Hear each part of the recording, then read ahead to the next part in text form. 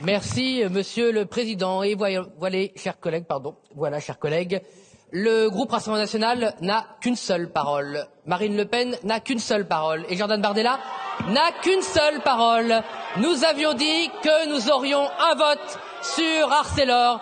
Vous avez et nous avons un vote sur Arcelor. L'intérêt des salariés va être entendu. L'intérêt national sur l'industrie va être entendu, ne vous en déplaise. L'intérêt de l'industrie française ne dépend pas des caprices des insoumis. Ils n'ont jamais dépendu de vous, ils ne le feront jamais. Et aujourd'hui, le groupe Rassemblement National a tenu sa parole envers nos compatriotes et nous avons fait de votre niche exactement ce que nous voulions en faire. Nous voulions un vote sur le Mercosur, nous avons eu un vote sur le Mercosur. Nous voulions un vote qui défend les Outre-mer, il y a eu un vote à 13h sur les Outre-mer. Et nous voulions un vote sur Arcelor pour envoyer un message aux ouvriers, nous aurons un vote sur Arcelor. Et vous aurez pleurniché toute la journée, vous n'aurez rien proposé, vous n'aurez jamais dialogué et vous êtes pris à votre propre piège. Le piège, c'est votre vrai visage. Quand il y a les niches parlementaires des autres groupes d'opposition, vous pourrissez les autres niches. Et vous n'avez que faire de l'intérêt des Françaises et des Français. La gratuité des parkings pour les patients, pour les familles des patients, vous n'en avez rien à faire. Vous avez pourri le texte. Quand on avait parlé de la défense des femmes atteintes de certaines maladies, vous n'en avez rien à faire. Vous aviez pourri notre niche. Défendre les consommateurs contre les abus des frais bancaires et les abus du lobby bancaire, vous n'en avez rien à faire. Vous avez pourri notre niche.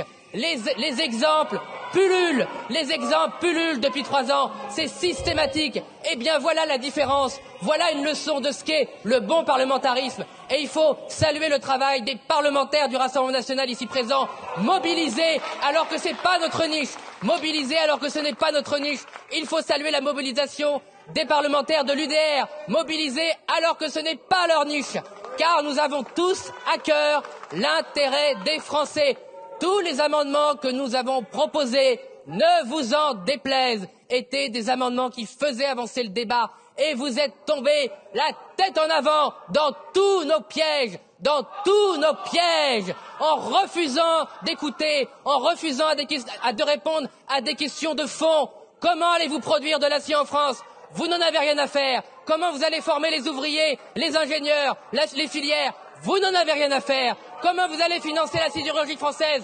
Vous n'en avez rien à faire. Quelle énergie vous allez mettre pour faire de l'acier? Vous n'en avez rien à faire. À qui même vous allez vendre de l'acier français?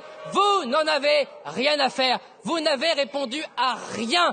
Et même sur le financement, vous ne savez pas. Un gage sur le tabac. Évidemment, 4 milliards pour financer la nationalisation de la sidérurgie française sur le tabac. Ça n'a aucun sens.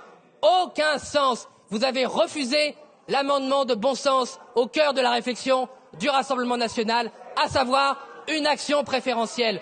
Une action préférentielle, c'est rentrer au capital pour comprendre ce qui se passe à ArcelorMittal, comprendre la double trahison de l'UMPS, vos petits chouchous, vos petits chéris que vous faites constamment réélire.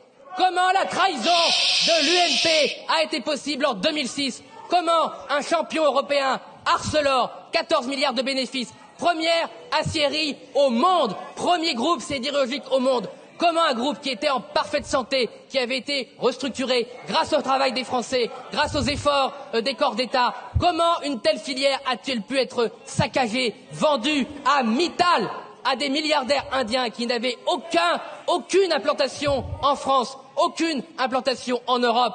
Pourquoi les oligarques français ont ouvert ce champion européen et français? Vous n'avez même pas posé la question à l'UMP. Vous vous fichez de savoir pourquoi les ouvriers français ont été sacrifiés. Vous vous en fichez, il fallait critiquer le Rassemblement National. Vous êtes ridicule. Vous n'avez pas demandé la vérité aux socialistes qui ont trahi les salariés en 2012, 2013, 2014. Ils s'étaient engagés droit dans les yeux aux salariés d'Arcelor à dire on ne fermera pas de hauts fourneaux en France. Et pendant que François Hollande allait chercher des pains au chocolat et des croissants en scooter, Emmanuel Macron abandonnait la sidérurgie française à des intérêts encore étrangers. Vous n'avez pas demandé de compte aux socialistes et vous les avez fait réélire. Et vous avez fait réélire le premier d'entre eux, François Hollande. Voilà la vérité. Une X, LFI, elle n'a d'intérêt que pour la France, que grâce au Rassemblement national, eh bien, pleurez. Merci, monsieur le député. Pour le groupe UDR.